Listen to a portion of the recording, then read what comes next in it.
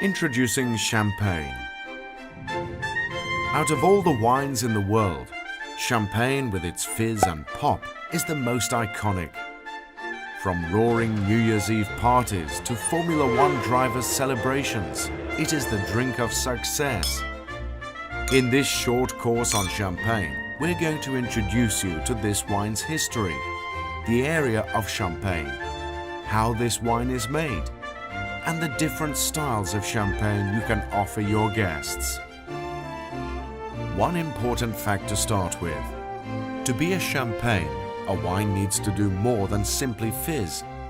It must also come from Champagne in the north of France. Only sparkling wine made here can be called champagne. Champagne is a place first and a wine second.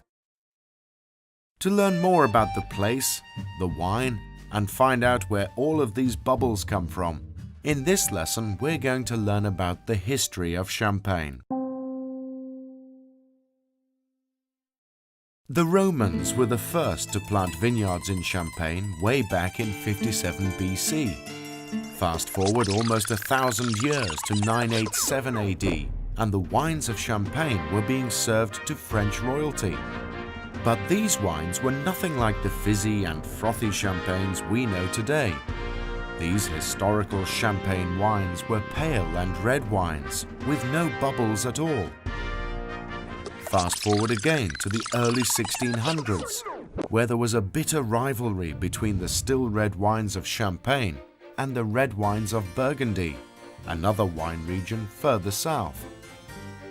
Each region wanted their wines to be the first choice of the king, as it would guarantee lots of sales. It frustrated the people of Champagne, the Champenois, that the wines of Burgundy were always richer and fuller flavored. Being more southerly, Burgundy received more sun, letting them grow riper grapes and produce richer wines. This cold weather gave the Champenois bigger problems than just thin, pale wines. But it would be a problem that would turn their fortunes around. Each year, as the new wines of Champagne fermented after harvest, winter would arrive and temperatures would drop so low that fermentation stopped. Winemakers back then did not understand yeasts, sugars, and fermentation. So they simply bottled the wines, thinking fermentation was complete. As the temperatures rose in the spring, the dormant yeasts would wake up and fermentation would begin again. Because the wines had been bottled, the carbon dioxide created by the fermentation had nowhere to go. So when drinkers tasted these wines, they found them fizzy. And back then in France, winemakers and drinkers hated these bubbles. They thought to compete with Burgundy, their wines had to be still. One of the most famous winemakers in Champagne was Dom Pérignon. He made wine here during the 1600s and spent 15 years of his life trying to make sure his wines had no bubbles. He never could completely get rid of them. But his efforts were not wasted. Much of what he did to try and get rid of the bubbles forms part of how we make wine today. You could say Mr. Pérignon was the father of modern winemaking. Funnily, Moet et Chandon, a major champagne house, have named their most expensive champagne after him. It was the English who first enjoyed and wanted more of these fizzy wines. While the Champenois were happy to sell them to the English, they still didn't quite know how the bubbles were being created. They called these fizzy wines Le Vin du Diable, the devil's wine, as the corks would pop or the bottles explode from all the gas. But the fashion caught on, and by the 1700s, demand for this new type of wine was growing quickly.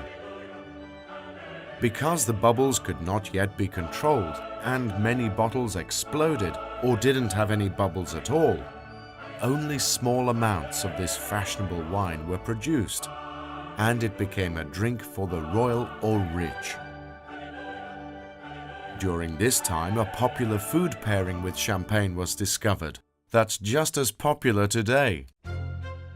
In this painting, The Oyster Luncheon from 1735, we can see French gentlemen enjoying the delicious pairing of oysters and champagne after a day of hunting. It was only in the 1800s that secondary fermentation was understood by the Champenois, and the modern method of producing champagne was developed. We'll learn about this method in a later lesson. These discoveries, along with the invention of stronger glass bottles, led to a massive boost in champagne production.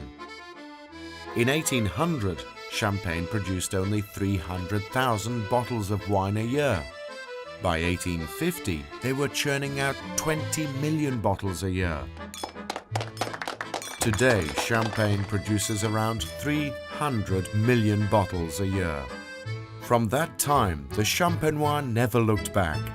Surviving 2 world wars, the phylloxera epidemic and more, the popularity of champagne has never dropped. The major champagne producers, or champagne houses, have made sure that their special fizzy drink is always associated with success, celebration, romance and luxury. They are the kings and queens of wine marketing. You can think of it like this. The first half of Champagne's history is about understanding and controlling the bubbles. The second half is all about marketing and selling. Today we still toast our successes with a glass of champagne. We still see champagne as a mark of luxury. From James Bond to Formula One drivers, champagne is firmly part of popular culture. And to think, it all started as a pale, not very good, still red wine.